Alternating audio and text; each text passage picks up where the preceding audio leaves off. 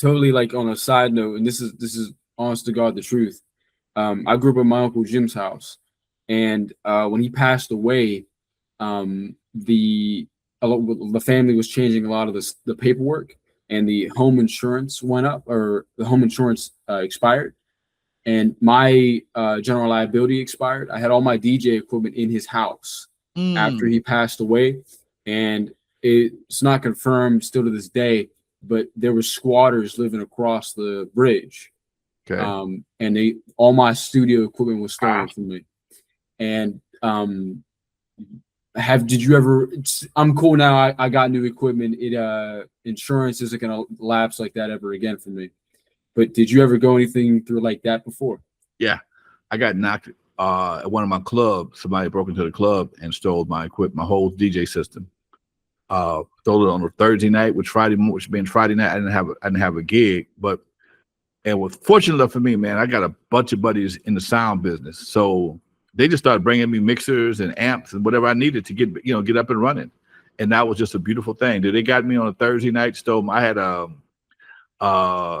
one of those real nice. Damn it, I can't think of the name of mixers, and I was using CDJs at the time, and stole that. A lot of my CDs, and my gold record, my first gold record, Master P's, Mr. Ice Cream Man, I had that in the hallway. They stole all of my stuff, man. And my boys came through that afternoon. I put a call out, and next thing I know, I had a whole system put back together in matter hours. How did you control your anger in that moment? Because I had to learn the hard way how to control my anger with what happened to me. Man. It happened when I was in my late 40s, early 40s. I had so much other stuff to worry about. I didn't have time. Retaliation wasn't even on my mind at that time. I found out who did it, and they eventually got dealt with, but it was nothing I had to do, put it that way.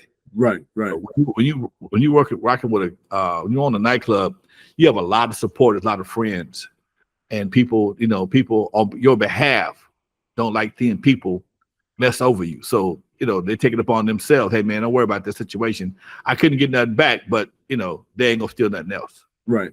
People that usually do that, they have everything to gain versus people like you who have everything to lose. Right. And I tell the story sometimes, man. I'm going to tell it to you since you're a youngster. When I had a club, Eve After Dark, I was young hothead, dude. I was not the calm, cool, collective cat you seeing today. And this guy was downstairs doing some things he wasn't supposed to be, and just so happened he was doing it right downstairs under the door of the owner's office. An old man called me upstairs. Lonzo, get up here. I'm 25 years old. I'm balling. He says, what's going on? I said, I'm finna kick this cat's ass. I'm tired of him doing whatever he was doing. It was getting on my nerves. And the old man looked at me and says, hey, does this guy have a club full of people? They just gave him $5 a party. I said, nope. Does this guy have a brand new car in the parking lot? Nope. Does he have a house paid for? I had a house paid for at 25. I said, nope. He said, what you think he got? I said, he ain't got nothing, probably. He said, so you telling me you're gonna risk everything you got for somebody who has nothing? Man, the bells went off. My whole line of thinking changed from that point on. When you start getting ready to do revenge, you got to understand that goes both ways. Just because you think it's personal, it's not personal. It goes legal. And when it goes legal, the people that prosecute supersede the people that you're dealing with.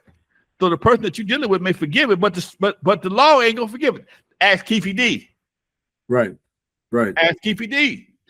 You thought you was doing retaliation for your nephew.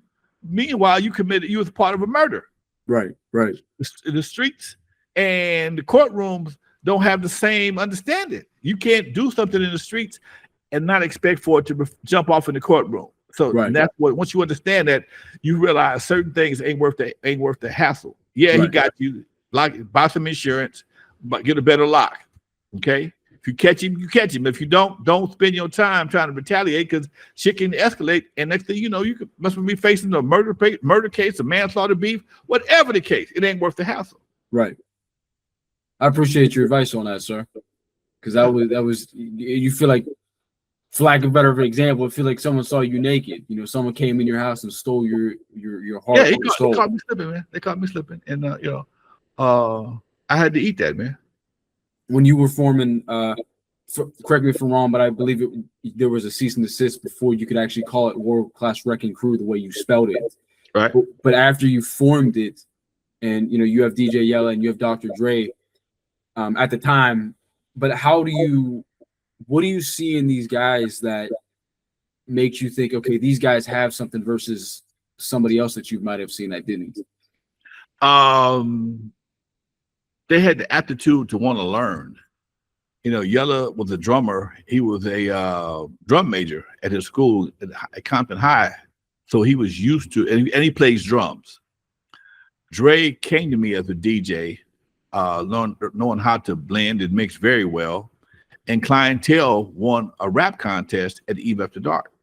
So I'm like, okay, I got the elements. Now here's the crazy part. I never wanted just to be a record label owner. I've been trained in theater. I've been on stage and various plays and debate classes, and I've always wanted to be a performer, but I couldn't sing. So rap gave me an opportunity to live out one of my childhood dreams. So I had the money. The Eve After Dark gave me the funding to produce the records. I got the guys here in the club that were able to support whatever I needed to do, and we just made it happen, man. It was one of them things that there was no reason for us not to do it. We didn't have any real, we didn't have anything stopping us from doing. The only thing we stopped us from doing was the experience on how to make records, and we learned how to do that. I learned how to do that pretty fast. So it wasn't so much you had to make them yourself; you just had to know where to go to get them made at. Once you understood the process, we made it happen.